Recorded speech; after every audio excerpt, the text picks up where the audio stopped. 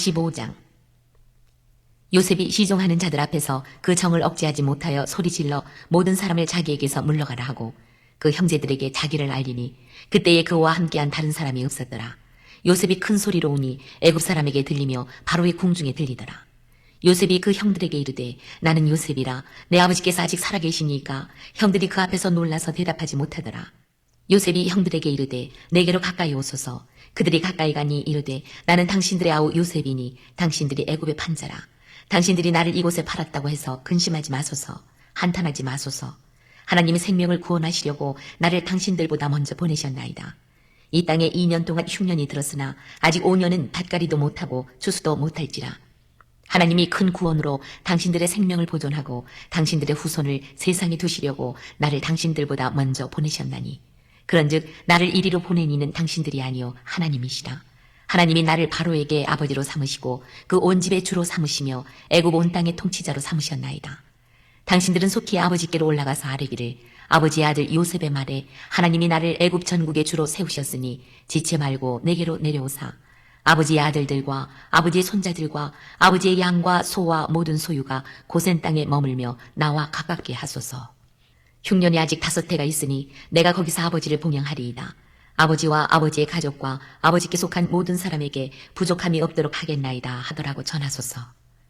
당신들의 눈과 내 아우 베냐민의 눈이 보는 바 당신들에게 이 말을 하는 것은 내 입이라. 당신들은 내가 애굽에서 누리는 영화와 당신들이 본 모든 것을 다 내 아버지께 아뢰고 속히 모시고 내려오소서 하며 자기 아우 베냐민의 목을 안고 오니 베냐민도 요셉의 목을 안고 오니라. 요셉이 또 형들과 입맞추며 안고 오니 형들이 그제서야 요셉과 말하니라. 요셉의 형들이 왔다는 소문이 바로의 궁에 들리매 바로와 그의 신하들이 기뻐하고 바로는 요셉에게 이르되 내 형들에게 명령하기를 너희는 이렇게 하여 너희 양식을 싣고 가서 가나안 땅에 이르거든 너희 아버지와 너희 가족을 이끌고 내게로 오라. 내가 너희에게 애굽의 좋은 땅을 주리니 너희가 나라의 기름진 것을 먹으리라.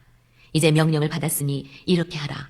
너희는 애굽 땅에서 수레를 가져다가 너희 자녀와 아내를 태우고 너희 아버지를 모셔오라. 또 너희의 기구를 아끼지 말라. 온 애굽 땅에 좋은 것이 너희 것임이니라. 이스라엘의 아들들이 그대로 할세 요셉이 바로의 명령대로 그들에게 수레를 주고 길 양식을 주며 또 그들에게 다 각기 옷 한 벌씩을 주되 비냐민에게는 은 300과 옷 5벌을 주고 그가 또 이와 같이 그 아버지에게 보내되 수나기 10필에 애굽의 아름다운 물품을 실리고 암나기 10필에는 아버지에게 길에서 드릴 곡식과 떡과 양식을 실리고 이에 형들을 돌려보내며 그들에게 이르되 당신들은 길에서 다투지 말라 하였더라.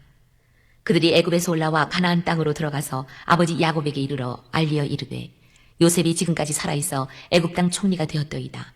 야곱이 그들의 말을 믿지 못하여 어리둥절하더니 그들이 또 요셉이 자기들에게 부탁한 모든 말로 그에게 말하매 그들의 아버지 야곱은 요셉이 자기를 태우려고 보낸 수레를 보고서야 기운이 소생한지라. 이스라엘이 이르되 조카도다 내 아들 요셉이 지금까지 살아있으니 내가 죽기 전에 가서 그를 보리라 하니라. 창세기 44장에서 요셉의 시험 앞에서 유다가 베냐민을 대신하여 자신이 종이 되겠다고 나서는 자기 희생적인 결단을 보았습니다. 이는 20년 전 요셉을 노예로 팔아넘길 때에 이기적이고 무책임했던 모습과는 너무나도 다른 극적인 변화였습니다. 유다의 이 감동적인 고백을 들은 요셉은 더 이상 자신의 감정을 억누르지 못했습니다. 그는 모든 사람을 내보낸 후 소리 높여 울기 시작했고 마침내 형들에게 자신의 정체를 밝힙니다. 나는 요셉이라 내 아버지가 아직 살아 계시나이까. 형들은 총리가 요셉이라는 사실에 놀라 혼비백산하여 아무 말도 하지 못합니다. 이 당혹스럽고 두려움에 떨고 있는 형들에게 요셉은 과거의 아픔을 덮고 진정한 화해를 선포하는 너무나도 위대한 고백을 합니다. 바로 오늘 우리가 묵상할 45장 5절입니다. 당신들이 나를 이곳에 팔았다고 해서 근심하지 마소서, 한탄하지 마소서. 하나님이 생명을 구원하시려고 나를 당신들보다 먼저 보내셨나이다. 아멘. 이 고백은 단순한 용서의 말이 아니었습니다. 요셉은 자신의 고통스러웠던 지난 세월, 노예로 팔리고 감옥에 갇히는 모든 억울한 과정을 형들의 잘못으로만 돌리지 않았습니다. 오히려 그 모든 것이 하나님이 생명을 구원하시려고 나를 당신들보다 먼저 보내셨나이다라고 해석합니다. 형들의 악한 행위는 분명했지만 하나님께서는 그 악한 행위조차도 당신의 크고 선하신 계획을 이루는 도구로 사용하셨다는 것입니다.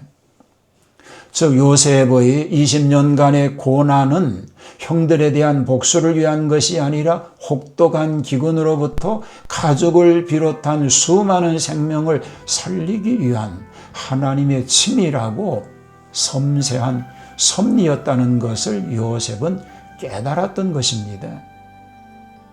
인간의 눈으로는 도저히 이해할 수 없는 고통과 아픔 속에서도 하나님께서는 늘 더 큰 선을 향한 길을 예비하고 계시는 줄 믿습니다.